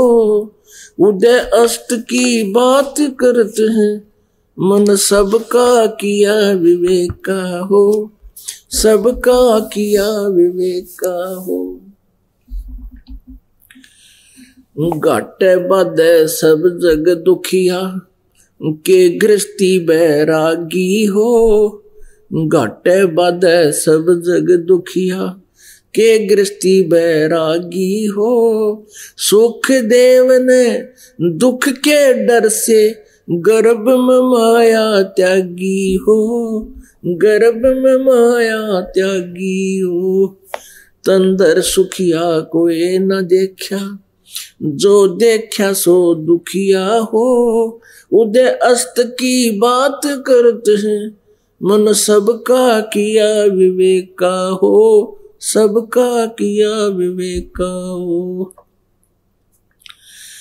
जंगम दुखिया योगी दुखिया, तपस्वी को दुख दूना हो। जंगम दुखिया जोगी दुखिया, तपस्वी को दुख दूना हो। आशा तृष्णा सब में व्यापे, कोई मैल न सुना हो, कोई मैल न सुना हो। तंदर सुखिया कोई न देखा, जो देखा सो दुखिया हो। उदय अस्त की बात करते हैं, मन सबका कियो विवेका हो, सबका किया विवेका हो। भाई सच कहूं तो जग नहीं माने पर झूठ कही ना जाई हो। साच कहूं तो जग ना माने झूठ कही ना जाई हो। ब्रह्मा विष्णु ये शिव जी दुखिया जिन ये राह चलाई हो, जिन ये राह चलाई हो। तंदर सुखिया कोई न देखा, जो देखा सो दुखिया हो। उदय अस्त की बात करते हैं, मन सबका किया विवेका हो, सबका किया विवेका हो। भाई सुरपति दुखिया भूपति दुखिया, रंग दुखी बपरीती हो। सुरपति दुखिया भूपति दुखिया, ये रंग दुखी बपरीती हो। कहे कबीर और सब दुखिया, एक संत सुखी मन जीती हो, संत सुखी मन जीती हो। तन दर सुखिया कोई न देखा, जो देखा सो दुखिया हो। उदय अस्त की बात करते हैं, मन सबका किया विवेका हो, सबका किया विवेका हो। भाई सुरपति दुखिया भूपति दुखिया, रंग दुखी बपरीती हो। सुरपति दुखिया भूपति दुखिया, रंग दुखी बपरीती हो। कहे कबीर और सब दुखिया, एक संत सुखी मन जीती हो, संत सुखी मन जीती हो। तंदर सुखिया कोई न देखा, जो देखा सो दुखिया हो। उदय अस्त की बात करते हैं, मन सबका किया विवेका हो, सबका किया विवेका हो। ಪರಮೇಶ್ವರ ಕಬೀರರು ತಮ್ಮ ಮಹಿಮೆಯನ್ನು ತಾವೇ ಹೇಳಲಿಕ್ಕಾಗಿ ತಮ್ಮ ಸತ್ಯಲೋಕದಿಂದ ಹೊರಟು ಇಲ್ಲಿಗೆ ಬರುತ್ತಾರೆ ಮತ್ತು ಜೀವಾತ್ಮಗಳಾದ ನಮಗೆ ನೆನಪಿಸುತ್ತಾರೇನೆಂದರೆ, ಇದು ಸುಖ ಸ್ಥಳವಲ್ಲ, 21 ಬ್ರಹ್ಮಾಂಡಗಳಲ್ಲಿ ಬೆಂಕಿ ತಗುಲಿದಂತಾಗಿದೆ. ಇದೇ ಬೆಂಕಿ ತಮಗೂ ತಗುಲಿದೆ. ಕಾಮ, ಕ್ರೋಧ, ಮೋಹ, ಲೋಭ, ಅಹಂಕಾರ. ಮತ್ತು ಇದೇ ಅಗ್ನಿಯಿಂದ ಪ್ರತಿಯೊಬ್ಬ ವ್ಯಕ್ತಿಯೂ ತನ್ನದೇ ಒಳಗೊಳಗೆ ಉರಿಯುತ್ತಾ ಇರುತ್ತಾನೆ. ब्रह्मांड 2100 आग लगी है और ये कृत्रिमबाजी सभी ठगी है. ಈಗ ಪುಣ್ಯಾತ್ಮರೇ, ನಾವೇನು ಸುಖವನ್ನು ಹುಡುಕುತ್ತಿದ್ದೇವೆ ಆ ಸುಖ ಸತ್ಯಲೋಕದ ಒಳಗಿದೆ, ಸತ್ಯಖಂಡದಲ್ಲಿದೆ. ಅಲ್ಲಿ ಇಂತಹದ್ದೇ ಸೃಷ್ಟಿ ಇದೆ, ಅಲ್ಲಿ ಇಂತಹದ್ದೇ ಜೀವಿಗಳಿವೆ, ಇಂತಹದ್ದೇ ಜೀವನವಿದೆ. ಅಲ್ಲಿ 84 ಲಕ್ಷ ಯೋನಿಗಳಿಲ್ಲ, ಕೇವಲ ಮಾನವ ಸದೃಶ ಜೀವನವಿದೆ. ಅಲ್ಲಿ ನಮ್ಮ ಇಂತಹದ್ದೇ ಕೇವಲ ಒಂದು ಮನುಷ್ಯ ಜಾತಿ ಮಾತ್ರವೇ ಇದೆ, ಅನ್ಯ ಪ್ರಾಣಿಗಳು ಇಲ್ಲ. ಮತ್ತು ಅಲ್ಲಿ ಯಾವುದೇ ವಸ್ತುವಿನ ಕೊರತೆ ಇಲ್ಲ. ಅಲ್ಲಿ ಇಚ್ಛಾರೂಪಿ ವಿಮಾನ ತಮ್ಮ ಬಳಿ ಇರುವುದು. ಹೇಗೆಂದರೆ, ತಮಗೆ ಇಚ್ಛೆಯಾಯಿತು ನಾವು ಅಲ್ಲಿಗೆ ಹೋಗುವ, ಆಗ 1 ಸೆಕೆಂಡ್ನಲ್ಲಿ ತಾವು ಅಲ್ಲಿಗೆ ತಲುಪುವಿರಿ. ಅಲ್ಲಿ ಇಂತಹದ್ದೇ ವ್ಯವಸ್ಥೆ ತಮ್ಮ ಪ್ರತಿಯೊಬ್ಬರ ಬಳಿ ಆಧ್ಯಾತ್ಮಿಕ ಉಪಲಬ್ಧಿಗಳು ಇರುವುವು. ಸದಾ ಹಚ್ಚ ಹಸುರಿನ ವೃಕ್ಷಗಳು ಅಲ್ಲಿ, ಸದಾ ಹೂಗಳು, ಹಣ್ಣುಗಳು, ಅಮೃತ ಆಹಾರಗಳು ಎಲ್ಲ. ಅಮೃತ ಸರೋವರವಿದೆ ಅಲ್ಲಿ, ಜಲವೂ ಅಮೃತವಾಗಿದೆ ಎಂದರೆ ಗಂಗಾಜಲವಿದೆ. ಇದೊಂದು ಪುರಾವೆಯಾಗಿದೆ ಆ ಮೇಲಿನ ಸತ್ಯಲೋಕದ್ದು. ಪರಮಾತ್ಮನ ಸತ್ಯಲೋಕದಿಂದ ಈ ಬ್ರಹ್ಮಲೋಕದಲ್ಲಿ ಬಂದಿದೆ, ಬ್ರಹ್ಮಲೋಕದಿಂದ ನಂತರ ಇದು ಈ ವಿಷ್ಣುವಿನ ಲೋಕಕ್ಕೆ ಬಂತು, ನಂತರ ಶಿವನ ಲೋಕಕ್ಕೆ ಬಂತು, ಮತ್ತು ಶಿವನ ಲೋಕದಿಂದ ಇದು ಕೆಳಗೆ ಬಂತು. ಹಾಗೆ ಅಲ್ಲಿಂದ ಬರುತ್ತಾ ಬರುತ್ತಾ ಇದರಲ್ಲಿ ಇಲ್ಲಿ ಈ ಕೊಳಕು ಲೋಕದಲ್ಲಿ ಬಂದು ಇದರಲ್ಲಿ ಬಹಳ ವ್ಯತ್ಯಾಸವಾಯಿತು ಅಮೃತ ಜಲದಲ್ಲಿ. ಆದರೆ ಈಗಲೂ ಇದು ಅದ್ವಿತೀಯ ಜಲವಾಗಿದೆ ಇಡೀ ವಿಶ್ವದಲ್ಲಿ. ಇದರ ಸಮವಾಗಿ ಯಾವ ವಾಟರ್ ಕೂಡ ಇಲ್ಲ. ಇದಂತೂ ಇಂದು ತಮಗೆ ಹೀಗೆ ಅನುಭವವಾಗುತ್ತಿಲ್ಲ, ಏಕೆಂದರೆ ಇದು ಲಭ್ಯವಿದೆ. ಕಲಿಯುಗದ ಲಾಸ್ಟ್ನಲ್ಲಿ ಗಂಗೆ ಮತ್ತು ಜಮುನಾ ಒಣಗಿ ಹೋಗುವು. ಇದು ಉಲ್ಟಾ ಆಗಿ ಮೇಲೆ ಬೇರೆ ಲೋಕಗಳಿಗೆ ಹೊರಟು ಹೋಗುವು. ಆಗ ಆ ಸಮಯದಲ್ಲಿ ಮುಂದಿನ ಜೀವಿಗಳು ಏನಿರುತ್ತವೆ ಮನುಷ್ಯರು, ಇದಂತೂ ಕಥೆ ಮಾತ್ರವಾಗಿ ಉಳಿಯುವುದು ಎಂದರೆ ಯಾವುದೋ ಒಂದು ನದಿ ಇತ್ತು, ಅದರ ಜಲ ಎಂದಿಗೂ ಕೆಡ್ತಿರಲಿಲ್ಲ. ಮತ್ತು ಕೆಲವರು ಅವಿಶ್ವಾಸ ಮಾಡುವರು, ಕೆಲವರು ವಿಶ್ವಾಸ ಮಾಡುವರು, ಇನ್ನೂ ಕೆಲವರು ವಿಶ್ವಾಸವೇ ಮಾಡಲಾರರು. ಹೇಗೆಂದರೆ ಇದು ಸುಳ್ಳು ಆಗಿದೆ, ಹೀಗೇನೂ ಆಗಲು ಸಾಧ್ಯವಿಲ್ಲ, ಜಲವಂತೂ ಕೆಟ್ಟೆ ಕೆಡುತ್ತದೆ, ಮತ್ತಿಂದು ತಮ್ಮ ಸಮಕ್ಷಮ ಇದೆ. ಹಾಗೆ ಇಂತಹ ಆಹಾರವಾಗಿದೆ ಸತ್ಯಲೋಕದ್ದು. ಇದು ಒಂದು ಪರಮಾತ್ಮನು ಸ್ಯಾಂಪಲ್ ನೀಡಿದ್ದಾರೆ ತಮಗೆ. ಈ ನಕಲಿ ಪಂಥಗಳು ಏನಿವೆ ಅವು ಹೇಳುತ್ತಿವೇನೆಂದರೆ ಸತ್ಯಖಂಡದೊಳಗೆ ಪ್ರಕಾಶವೇ ಪ್ರಕಾಶವಾಗಿದೆ, ಬೆಳಕೇ ಬೆಳಕು. ಅಲ್ಲಿ ಆತ್ಮವು ಆ ಪರಮಾತ್ಮನಲ್ಲಿ ಹೀಗೆ ಲೀನವಾಗುತ್ತದೆ, ಅಂದರೆ ಹನಿ ಸಮುದ್ರದಲ್ಲಿ ಸೇರಿದಂತೆ ಒಂದೇ ಆಗಿ ಹೋಗುತ್ತವೆ. ಇದೆಲ್ಲ ಇವರ ತಪ್ಪು ಸ್ಟೇಟ್ಮೆಂಟ್ ಆಗಿದೆ, ರಾಂಗ್ ಸ್ಟೇಟ್ಮೆಂಟ್. ಇವರಿಗೆ ಅನುಭವವಿಲ್ಲ, ಇವರಿಗೆ ಯಾವ ಜ್ಞಾನವೂ ಸರಿಯಾಗಿಲ್ಲ, ಇವರ ಥಿಯರಿಯೇ ತಪ್ಪಾಗಿದೆ ಅಂದಾಗ ಪ್ರಾಕ್ಟಿಕಲ್ ತಂತಾನೇ ತಪ್ಪಾಗುತ್ತದೆ.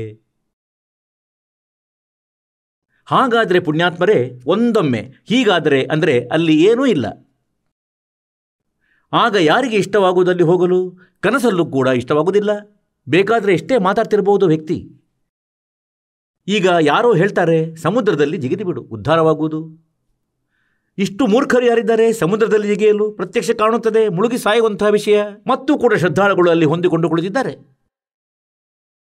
ಏಕೆಂದರೆ ಪರಮಾತ್ಮ ಹೇಳುತ್ತಾರೆ, ಗುರು ಕೂಡ ಕುರುಡ ಮತ್ತು ಶಿಷ್ಯರಂತೂ ಕುರುಡರಾಗಿಯೇ ಆಗುತ್ತಾರೆ. ಏಕೆಂದರೆ ಅವರು ಜ್ಞಾನವನ್ನು ಗುರುವಿನಿಂದಲೇ ಪಡೆಯಬೇಕಾಗುತ್ತದೆ. ಅಂಧೇ ಕಿ ಬಾ ಗಹಿ ಅಂಧೇನೆ ಮಾರ್ಗ ಕೌಣ ಬತಾಸಿ. ಹಾಗಾಗಿ ಹೀಗೆ ಸಂತರು ಕೂಡ ಜ್ಞಾನಹೀನ ಕುರುಡರು, ಜ್ಞಾನಹೀನರು. ಹೀಗೆ ನಮಗೆ ಪರಮಾತ್ಮ ನೆನಪಿಸುತ್ತಾರೆ ಏನೆಂದರೆ, ಯಾವ ಸುಖವನ್ನು ನೀವು ಸುಖವೆಂದು ನಂಬುತ್ತೀರೋ ಇದು ಸುಖವಲ್ಲ. ಏನು ಹೇಳ್ತಾರಂದರೆ, ಆ ಸುಖ ಸತ್ಯಲೋಕದೊಳಗಿದೆ, ಸತ್ಯಖಂಡದ ಒಳಗಿದೆ. ಆ ಸುಖದ ಪ್ರಾಪ್ತಿಗಾಗಿ ಯಾವ ಪ್ರಯತ್ನ ತಾವು ಮಾಡಬೇಕಾಗಿದೆ ಅದರ ವಿಧಿಯನ್ನು ಸತ್ಸಂಗದಲ್ಲಿ ಹೇಳಲಾಗುತ್ತದೆ. ಸತ್ಯಖಂಡದಲ್ಲಿ ಸತ್ಯಲೋಕದಲ್ಲಿ ಹೋಗಲಿಕ್ಕಾಗಿ, ಅಂದರೆ ಪೂರ್ಣ ಮೋಕ್ಷ ಪ್ರಾಪ್ತಿಸಲಿಕ್ಕಾಗಿ ಯಾವ ವಿಧಿ ಇದೆ ಅದನ್ನು ಸತ್ಸಂಗದಲ್ಲಿಯೇ ಹೇಳಲಾಗುತ್ತದೆ. ಮತ್ತು ಪುಣ್ಯಾತ್ಮರೇ, ಪರಮಾತ್ಮನು ತನ್ನ ವಾಣಿಯಲ್ಲಿ ಹೇಳಿದ್ದಾರೆ, 3 ಲೋಕ और भवन चतुर्दश कोई नहीं सत्संगी. ಪುಣ್ಯಾತ್ಮರೇ, ಈ ಶಬ್ದ ಹೇಳುವುದು ಸುಲಭ, ಆದರೆ ಇದನ್ನು ಜೀರ್ಣಿಸುವುದು ಬಹಳ ಕಠಿಣ. ಅಂದರೆ 21 ಬ್ರಹ್ಮಾಂಡಗಳಲ್ಲೂ ಯಾರೂ ಸತ್ಸಂಗಿ ಇಲ್ಲ. 3 ಲೋಕ और भवन चतुर्दश, ಪೃಥ್ವಿಲೋಕ, ಸ್ವರ್ಗಲೋಕ ಮತ್ತು ಪಾತಾಳಲೋಕ. ಮತ್ತು ಈ 14 ಲೋಕಗಳು ಇನ್ನೂ ಇವೆ. ಬ್ರಹ್ಮ, ವಿಷ್ಣು, ಮಹೇಶರ ನಗರಿಗಳು 88,000. ಇದನ್ನು ಒಂದು ಗ್ರೂಪ್ ಎಂದು ಹೇಳಲಾಗುತ್ತಿದೆ. ಬ್ರಹ್ಮಲೋಕ, ದುರ್ಗೆಯ ಲೋಕ, ಈತನ ಕಾಲನ ಬೇರೆ ಒಂದು ಸ್ಥಾನವಿದೆ. ಹೀಗೆ ಇವು 14 ಭವನಗಳು. ಕೆಳಗಿನ 7 ಪಾತಾಳವನ್ನು ಬಿಟ್ಟು 6 ಲೋಕಗಳು ಇವೆ. ಹಾಗೆ ಇವು 14 ಲೋಕಗಳು ಎನ್ನಲಾಗುತ್ತಿದೆ. ಪರಮಾತ್ಮ ಹೇಳುತ್ತಾರೆ 3 ಲೋಕ, ಪೃಥ್ವಿ, ಪಾತಾಳ ಮತ್ತು ಸ್ವರ್ಗ. ಮತ್ತು ಈ 14 ಲೋಕಗಳಲ್ಲಿ ಯಾರೂ ಸತ್ಸಂಗಿ ಇಲ್ಲ. ಸತ್ಸಂಗಿ ಅರ್ಥವಾಗುತ್ತದೆ ಏನೆಂದರೆ ಸತ್ಯಜ್ಞಾನ ಯುಕ್ತ ಜೀವಾತ್ಮ. ಅವರಿಗೆ ಭಕ್ತಿಯ ಯಥಾರ್ಥ ಜ್ಞಾನವಿರುವುದು, ಸೃಷ್ಟಿ ರಚನೆಯ ಮಾಹಿತಿ ಇರುವುದು. ಆದರೆ ಯಾರಿಗೂ ಇಲ್ಲ. ಬ್ರಹ್ಮ, ವಿಷ್ಣು, ಮಹೇಶರಿಗೂ ಕೂಡ ಆಧ್ಯಾತ್ಮಿಕ ಜ್ಞಾನವಿಲ್ಲ, ವೇದಜ್ಞಾನವೂ ಇಲ್ಲ. ಪುಣ್ಯಾತ್ಮರೇ, ಇದೊಂದು ಇಂತಹ ಕಟು ಸತ್ಯವಾಗಿದೆ, ಇಂತಹ ಕಟು ಸತ್ಯವಾಗಿದೆ ಅಂದರೆ ನಾವು ಆಶ್ಚರ್ಯಚಕಿತರಾಗುತ್ತೇವೆ. ಏನೆಂದರೆ ಬ್ರಹ್ಮ, ವಿಷ್ಣು, ಮಹೇಶರಿಗೂ ಜ್ಞಾನವಿರಲಿಲ್ಲವೇ? ಇರಲಿಲ್ಲ. ಈ ಕಾನ್ಸೆಪ್ಟನ್ನು ಈಗಲೇ ಕ್ಲಿಯರ್ ಮಾಡುತ್ತೇವೆ. ಈಗ ಮೊದಲು ಪ್ರಸಂಗ ನಡೆಯುತ್ತಿದೆ. ಏನೆಂದರೆ ತಂದರ್ ಸುಖಿಯ ಕೋಯ ನ ದೇಖ್ಯಾ ಜೋ ದೇಖ್ಯಾ ಸೋ ದುಖಿಯಾ ಹೋ, ಉದಯ ಅಸ್ತ್ ಕಿ ಬಾತ್ ಕರತ್ ಹೈ ಮನ ಸಬ್ ಕಾ ಕಿಯಾ ವಿವೇಕ. ಯಾರು ಇಡೀ ಪೃಥ್ವಿಯ ಶಾಸಕರು ಆಗಿದ್ದಾರೆ, ಎಲ್ಲಿ ಸೂರ್ಯ ಉದಯಿಸುತ್ತಾನೆ ಮತ್ತು ಅಸ್ತಂಗತನಾಗುತ್ತಾನೆ, ಅಂದರೆ ಇಡೀ ಪೃಥ್ವಿಯ ಆ ಶಾಸಕನೇನಿದ್ದಾನೆ, ಹೇಳುತ್ತಾರೆ ಏನೆಂದರೆ ಆತನಲ್ಲಿಯೂ ನಾನು ಬಹಳ ಪರಿಚಿತನು, ಆತನಿಗೂ ಕನಸಲ್ಲೂ ಸುಖವಿಲ್ಲ. ಏನು ಹೇಳುತ್ತಾರೆ? ಘಾಟೆ ಬಾದ್ ಸಬ್ ಜಗ ದುಖಿಯಾ. ಘಾಟ ಅಂದರೆ ಯಾರಿಗಾದರೂ ನಷ್ಟವಾಯಿತು ಬಿಸ್ನೆಸ್ಸಲ್ಲಿ, ಬಾಧ ಅಂದರೆ ಲಾಭವಾಗುವುದು. ಯಾರಿಗೆ ಹಾನಿಯಾಗುತ್ತದೆ ಅದು ಅಂಡರ್ಸ್ಟುಡ್ ಇದೆ, ಆತನಂತೂ ದುಃಖಿಯಾಗುತ್ತಾನೆ. ಯಾರಿಗೆ ಲಾಭವಾಯಿತು ಆತನು ದುಃಖಿಯೇ. ಆತ ಹೇಗೆ ದುಃಖಿ ಅಂದರೆ ತಮಗೆ ಬೆನಿಫಿಟ್ ಆಯಿತು 2 ಲಕ್ಷದ್ದು. ಮತ್ತು ನೀವೇನು ಮಾಡುವಿರಿ? ಇದನ್ನು ಕಾಲನು ಉಳಿಸಲು ಬಿಡುವುದಿಲ್ಲ. 20 ಲಕ್ಷದ ಕೆಲಸವನ್ನು ಸ್ಟಾರ್ಟ್ ಮಾಡುವನು. ಯಾವುದಾದರೂ ಇಂಥ ಫ್ಯಾಕ್ಟ್ರಿ ಮಾಡುವೆ, ಇಂಥ ಫ್ಲ್ಯಾಟ್ ಮಾಡುವೆನು, ಮತ್ತು ಅದರಲ್ಲಿ 70%, 90% ತೆಗೆದುಕೊಳ್ಳುತ್ತಾನೆ ಲೋನ್. ಮತ್ತು ಆ 2 ಲಕ್ಷದ ಬೆನಿಫಿಟ್ ಕೂಡ ಅದರೊಳಗೆ. ಮುಂದೆ ಮತ್ತೆ ಆತನಿಗೆ ಇಷ್ಟು ಚಿಂತೆಗಳು ಹೆಚ್ಚುತ್ತವೆ ಅಂದರೆ ರಾತ್ರಿ ವೇಳೆಯೂ ನಿದ್ದೆ ಕೆಟ್ಟು ಬಿಡುವುದು. ಮತ್ತೆ ಪರಮಾತ್ಮ ಹೇಳ್ತಾರೆ, संगम दुखिया योगी दुखिया और तपस्वी को दुख दूना हो. ಎಷ್ಟು ಶಾಸ್ತ್ರ ವಿರುದ್ಧ ಸಾಧಕರು ಏನಿದ್ದಾರೆ. ಆ ಪರಮೇಶ್ವರನ ಕಬೀರರ ಸಾಧನೆ ಬಿಟ್ಟು, ಸತ್ಯ ಸಾಧನೆ ಬಿಟ್ಟು, ಸತ್ಯನಾಮದ ಯಾರ ಬಳಿ ಸತ್ಯವಾದ ಮಂತ್ರವಿಲ್ಲ ಮತ್ತು ಪೂರ್ಣ ಗುರುವಿನಿಂದ ಪ್ರಾಪ್ತವಾಗಿಲ್ಲ, ಆತನನ್ನು ಬಿಟ್ಟು ಎಷ್ಟೇ ಸಾಧಕರಿರಲಿ ಅವರೂ ಕೂಡ ತಮ್ಮ ಜೀವನವನ್ನು ವ್ಯರ್ಥಗೊಳಿಸುತ್ತಿದ್ದಾರೆ. ಶ್ರೀಮದ್ ಭಗವದ್ಗೀತೆಯ ಅಧ್ಯಾಯ ಸಂಖ್ಯೆ 16 ಶ್ಲೋಕ ಸಂಖ್ಯೆ 23ರಲ್ಲಿ ಹೇಳಿದೇನೆಂದರೆ, ಅರ್ಜುನ, ಶಾಸ್ತ್ರವಿಧಿಯನ್ನು ತ್ಯಜಿಸಿ ಯಾರು ಮನಸ್ಸೇಚ್ಛೆ ಆಚರಣೆ ಮಾಡುತ್ತಾರೆ ಅವರಿಗೆ ಯಾವುದೇ ಸುಖವೂ ಸಿಗುವುದಿಲ್ಲ ಮತ್ತು ಗತಿ ಕೂಡ ಆಗದು ಮತ್ತು ಯಾವ ಸಿದ್ಧಿಯೂ ಕೂಡ ಪ್ರಾಪ್ತಿಯಾಗದು. ಅಂದರೆ ಯೂಸ್ಲೆಸ್. ಹಾಗಾದರೆ ಪುಣ್ಯಾತ್ಮರೇ, ಶಾಸ್ತ್ರ ವಿರುದ್ಧವಾದ ಸಾಧನೆ ಯಾವುದು ಮತ್ತು ಶಾಸ್ತ್ರಾನುಕೂಲ ಸಾಧನೆ ಯಾವುದು ಮತ್ತು ಭಕ್ತಿ ಯಾವುದು?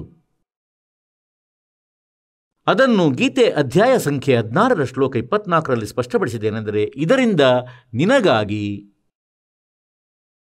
ಕರ್ತವ್ಯ ಮತ್ತು ಅಕರ್ತವ್ಯದ ವ್ಯವಸ್ಥೆಯಲ್ಲಿ ಸದ್ಗ್ರಂಥವೇ ಪ್ರಮಾಣವಾಗಿದೆ, ಶಾಸ್ತ್ರವೇ ಪ್ರಮಾಣವಾಗಿದೆ. ಅವುಗಳ ಆಧಾರದಿಂದ ಸದ್ಗ್ರಂಥಗಳಲ್ಲಿ ಏನು ಸಾಧನೆ ಬರೆದಿದೆ, ವೇ ಆಫ್ ವರ್ಷಿಪ್ ಹೇಳಲಾಗಿದೆ, ಅದನ್ನೇ ಮಾಡಬೇಕಾಗಿದೆ, ಬೇರೆ ಮಾಡುವಂತಿಲ್ಲ. ಈಗ ಪುಣ್ಯಾತ್ಮರೇ, ತಾವೇನು ವಿಶೇಷವಾಗಿ ಪವಿತ್ರ ಹಿಂದೂ ಧರ್ಮದಲ್ಲಿ ಜನ್ಮಿಸಿದ ಪುಣ್ಯ ಆತ್ಮಗಳಾಗಿದ್ದೀರಿ. ಶ್ರೀಮದ್ ಭಗವದ್ಗೀತೆಯನ್ನು ಒಂದು ಶಿರೋಧಾರಿಯ ಸದ್ಗ್ರಂಥವೆಂದು ಒಪ್ಪಿಕೊಂಡಿರುವಿರಿ, ಮತ್ತದಾಗಿದೆ ಕೂಡ.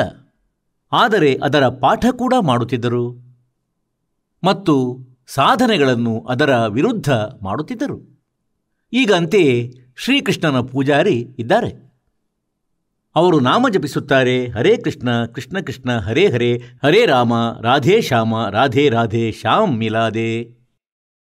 ಮತ್ತು ಶಿವನ ಪೂಜಾರಿ ಆದರೆ ಆತ ಓಂ ನಮಃ ಶಿವಾಯ್ ಓಂ ನಮಃ ಶಿವಾಯ್ ಇದನ್ನು ಜಪಿಸುತ್ತಾರೆ. ಮತ್ತು ವಿಷ್ಣುವಿನ ಉಪಾಸಕರು ಏನಿದ್ದಾರೆ ಅವರು ಓಂ ಭಗವತೆ ವಾಸುದೇವಾಯ ನಮಃ ಇದನ್ನು ಜಪಿಸುತ್ತಾರೆ. ಮೊಟ್ಟ ಮೊದಲಾಗಿ ಈ ದೇವತೆಗಳು ಪೂಜೆಗೆ ಯೋಗ್ಯರಲ್ಲ, ಇವರು ಮೋಕ್ಷದಾಯಕರು ಅಲ್ಲ. ಈಗ ಪುಣ್ಯಾತ್ಮರೇ, ಈ ದಾಸ ಇದಕ್ಕಾಗಿ ಪ್ರತಿಯೊಬ್ಬ ಸಂತನ ಚರ್ಚೆಗೆ ಗ್ರಾಸನಾಗಿದ್ದಾನೆ. ಅವರಿಗೆ ಎಷ್ಟೇ 1000, 2000, 10,000 ಶಿಷ್ಯರಿದ್ದಾರೆ. ಅವರು ನನ್ನಿಂದಾಗಿ ಬಹಳ ವ್ಯಾಕುಲರಾಗಿದ್ದಾರೆ. ಏಕೆಂದರೆ ಅವರ ಬಳಿಯ ಜ್ಞಾನ ಶಾಸ್ತ್ರ ವಿರುದ್ಧವಾಗಿದೆ. ಮತ್ತವರು ಆ ಮುಗ್ಧ ಆತ್ಮಗಳ, ದಯಾಳು ಆತ್ಮಗಳ ಕಲ್ಯಾಣವಾಗಲೆಂದು ಬಯಸರು. ಏಕೆಂದರೆ ಅವರಿಗೆ ಸತ್ಯತೆಯ ಅರಿವಾದರೆ ಅವರ ವಿರೋಧಕ್ಕೆ ಗುರಿಯಾಗಬಹುದೆಂದು. ಮತ್ತವರು ಸಮಾಜವನ್ನು ದಾರಿ ತಪ್ಪಿಸುವ ಚೇಷ್ಟೆ ಮಾಡುತ್ತಾರೆ. ಏನೆಂದರೆ ರಾಮ್ಪಾಲ್ರವರು ಸುಳ್ಳು ಪ್ರಚಾರ ಮಾಡುತ್ತಾರೆ ಎಂದು. ಸುಳ್ಳು ಪ್ರಚಾರವಲ್ಲ, ದಾಸನು ಒಂದು ಬಹಳಷ್ಟು ಪಾರಮಾರ್ಥಿಕ ಕಾರ್ಯ ಮಾಡುತ್ತಿದ್ದಾನೆ. ನಮ್ಮ ಸದ್ಗ್ರಂಥಗಳಲ್ಲಿ ಇರುವ ಏನು ಅಮೂಲ್ಯವಾದ ಭಕ್ತಿ ವಿಧಿ ಮತ್ತು ಜ್ಞಾನ ಉಪಲಬ್ಧವೇನಿದೆ ಅದನ್ನು ಪ್ರಕಾಶಿಸುತ್ತಿದ್ದಾರೆ, ಅದನ್ನು ತಮ್ಮೆದುರಲ್ಲಿ ಇರಿಸುತ್ತಿದ್ದಾರೆ. ಅದರಿಂದ ತಮ್ಮ ಉದ್ಧಾರ ಸಂಭವವಿದೆ, ಅನ್ಯಥಾ ಇಲ್ಲ. ಈಗ ಈ ಸಂತರೆಲ್ಲ ತಪ್ಪು ಸಾಧನೆ ಸ್ವತಃ ಮಾಡುತ್ತಾರೆ ಮತ್ತು ಮಾಡಿಸುತ್ತಾ ಇದ್ದಾರೆ ಕೂಡ. ಸ್ವತಃ ತಮ್ಮ ಜೀವನವನ್ನು ವ್ಯರ್ಥ ಮಾಡುತ್ತಿದ್ದಾರೆ ಮತ್ತು ಆ ಪುಣ್ಯಾತ್ಮ ಶ್ರದ್ಧಾಳುಗಳ ಜೀವನವನ್ನು ನಷ್ಟಗೊಳಿಸುತ್ತಿದ್ದಾರೆ.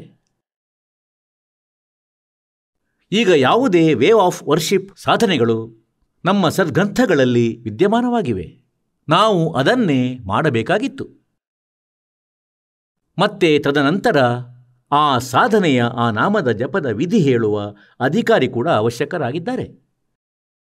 ಅನಧಿಕಾರಿ ಒಂದೊಮ್ಮೆ ಉಪದೇಶ ನೀಡಿದರೆ ಅದು ಕೂಡ ಲಾಭದಾಯಕವಲ್ಲ.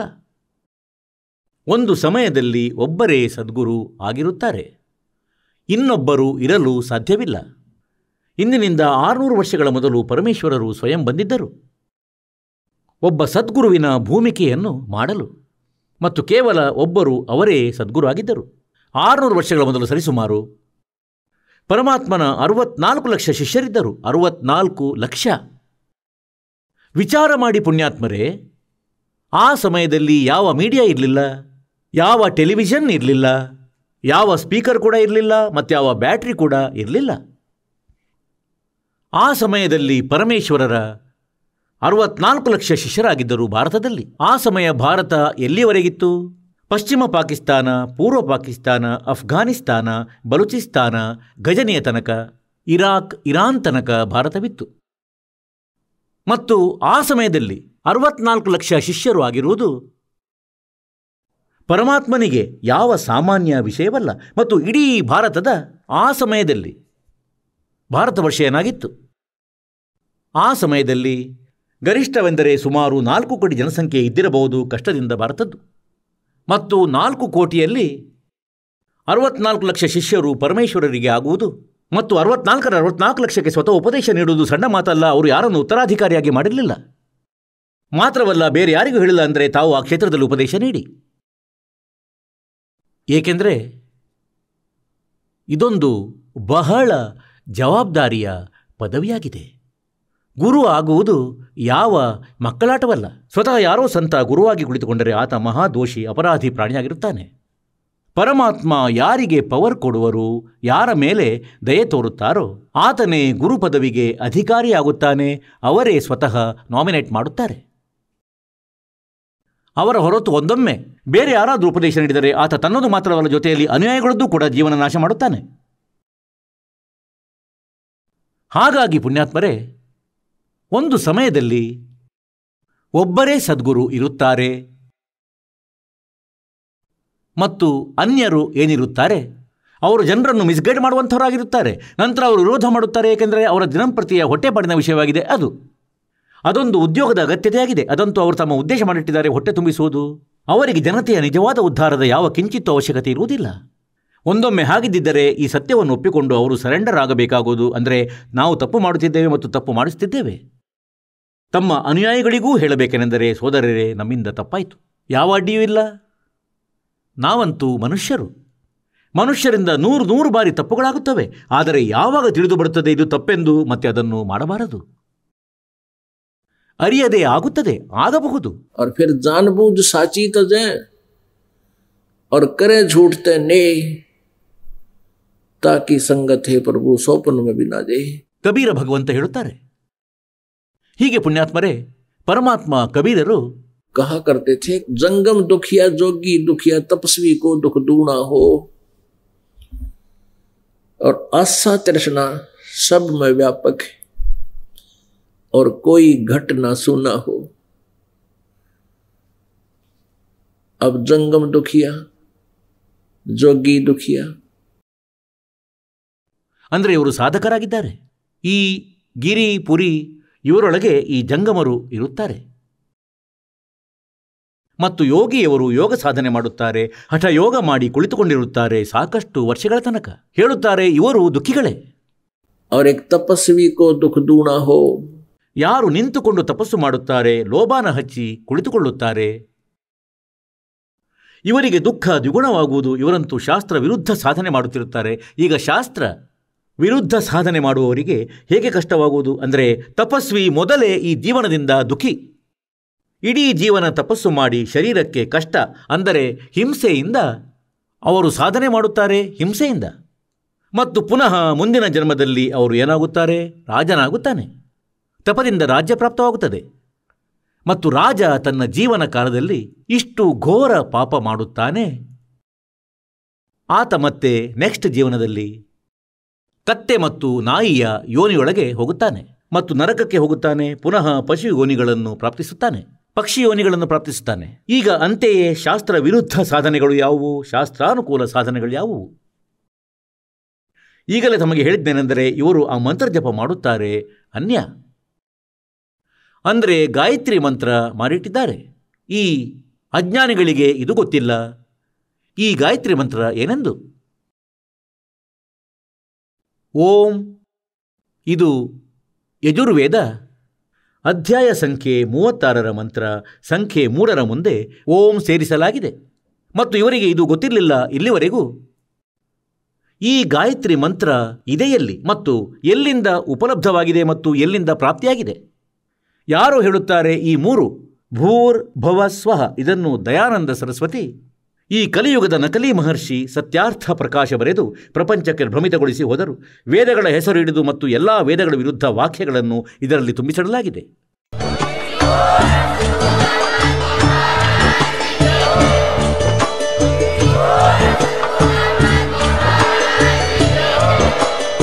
ನೀವು ಕೇಳಿದ್ದೀರಿ ಜಗದ್ಗುರು ತತ್ವದರ್ಶಿ ಸಂತ ರಾಮ್ಪಾಲ್ ಮಹಾರಾಜರ ಮಂಗಳ ಪ್ರವಚನ.